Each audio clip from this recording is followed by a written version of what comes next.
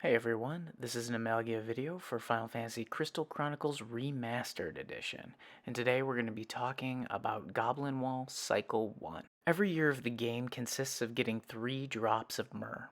Once you've obtained your first 3 drops, Goblin Wall will appear in a previously empty space in the northeast corner of the map. To progress further in Year 2 and cross the nearby miasma stream, you will need the fire element from Goblin Wall, so you have to clear it. Once you've upgraded your weapons and armor as much as you can, head to the northeast corner of the first map and enter Goblin Wall to get started. On Cycle 1, this dungeon is not very long. What does make it long is that after you go through and open up a lot of the locked doors that seal treasure chests away, you have to backtrack through the entire level in order to pick up all the treasure for the gates you opened. When you first enter Goblin Wall, there will be some enemies on your left, some enemies far to the right, and a zone line that's also on the right. Ignore everything that's on the ground level to the right and head left for now. That other stuff, we have to come back down here anyway, so we'll get it later. If your party wants to head to the right to fight the enemies, go with them, but encourage them not to cross the zone line, as it'll be a waste of time at this point. Once you head all the way left, you'll find a ramp that leads up and to the right. The basic mechanic of Goblin Wall is that every time you ascend to another level, there will be skull switches that you need to hit with physical attacks in order to open gates that were on the previous level.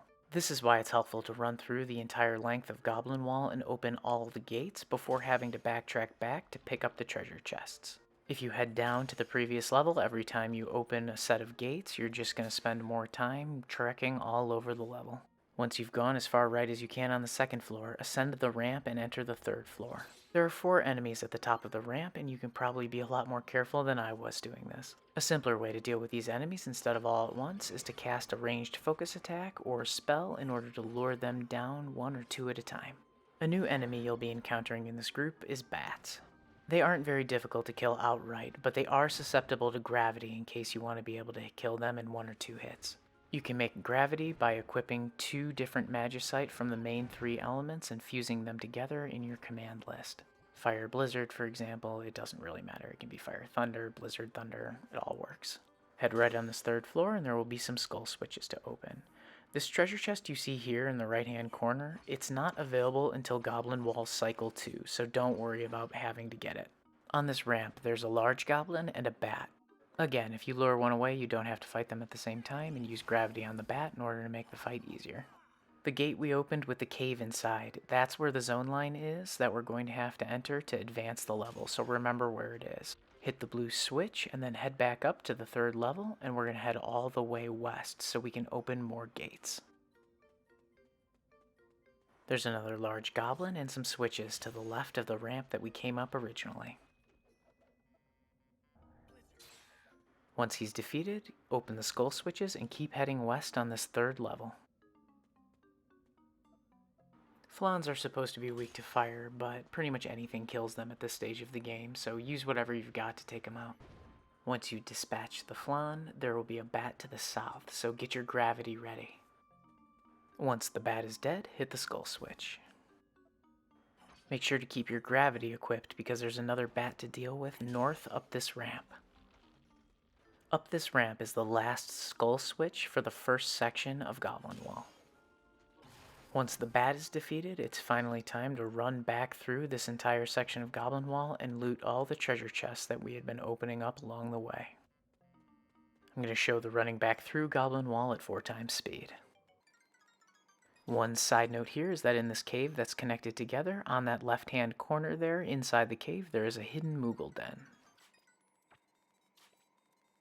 Once you grab this chest near the beginning, you still want to ignore that one zone line and head to the one we talked about that's in the cave.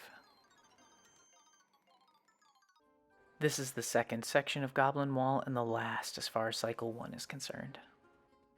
Head north to find a goblin and a flan. If you're playing offline and you have doubles of any of the main 3 elements, make sure to equip them and fuse them together so you can cast the higher tier magic spells. Ignore the left side for now and go up the ramp. You can see on the minimap to the right a section over there, but the cave is blocked by boulders. This is another area that you don't have to worry about as it's not open until Goblin Wall Cycle 2. At the top of this ramp, there's a new enemy that we haven't seen. These enemies are thunder-based, and they look like they're flying, but gravity does not work on them. They're pretty easy to take down with magic, but trying to hit them with physical attacks will leave your character stunned repeatedly. Keep heading west and opening the switches as you go. You'll see 2 treasure chests on the northern part of your minimap on this level, but there will be boulders in the way. These chests can only be gotten in Goblin Wall Cycle 2, so don't worry about them. After you tag that last switch, it's time to head back to the first level of this section.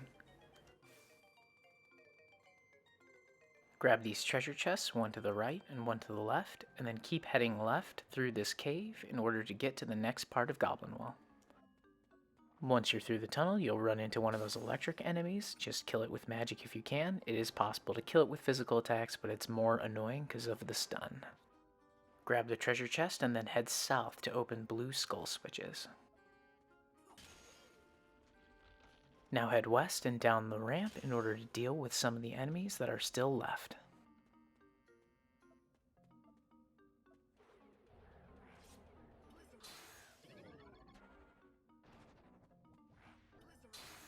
This tunnel we opened over here basically just leads back to the start, although there are a few enemies over there. This is where the zone line in the beginning that we ignored would have taken us to. However, when these tunnel gates are closed, this is just a dead end that goes nowhere, and you have to zone right back out. With these goblins dead, now we're heading west. I'm surprised how far this goblin mage followed me down. He's usually on the northern part of that ramp. Head up the left side to the top level of this area and we'll be in the last stretch of Goblin Wall. These skull switches will be active in Goblin Wall Cycle 2, but don't worry about them for now. Once you defeat the Flan and the Thunder enemy, there will be 5 or so enemies right outside the boss's door, so you may want to try to pull these at a distance so you don't get them all at the same time. Because of the wide blast radius, using Spell Fusion here is good for taking out a lot of enemies at once. Once the 5 enemies are dead, open the skull switches that you can, and then keep heading east. There will be another 2 goblins and 1 thunder enemy over there that are guarding a treasure chest.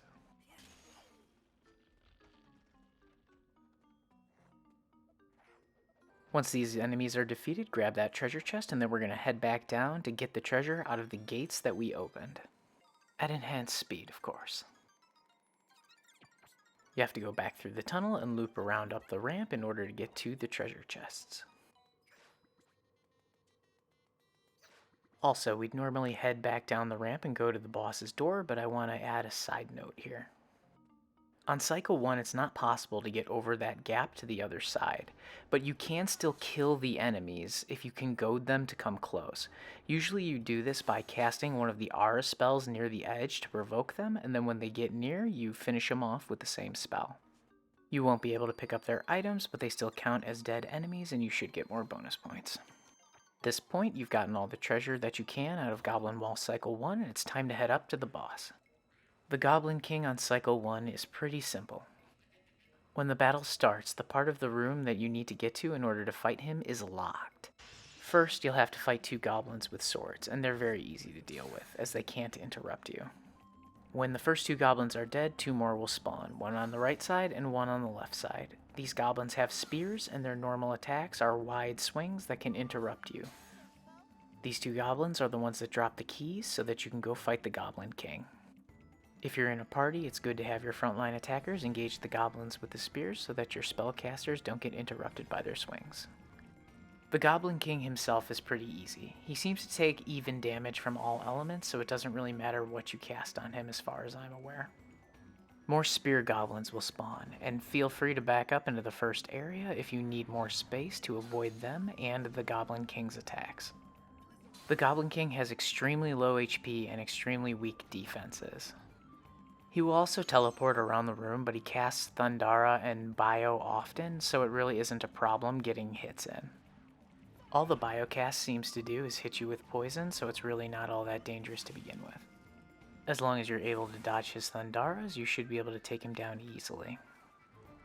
Spear goblins spawn throughout the fight, and the only real danger here is how narrow the room is and if you get hit with one of his thunder stuns. But with how much the boss likes to spam his bio-poison move, it really isn't an issue. Just keep chasing him when he teleports away, and the battle should be over before you know it. One last important note on Goblin Wall concerns the artifacts. In the previous Crystal Chronicles game, there was no way to get +4 or +5 artifacts from Cycle 1 dungeons, but I have gotten a +5 magic artifact from Goblin Wall Cycle 1. This is just more reason to always amass as many bonus points as you can in every dungeon you do. Anyway, that's all there is to it. If you found this information helpful, please subscribe. It really helps us out. Thanks for watching, and I'll see you next time.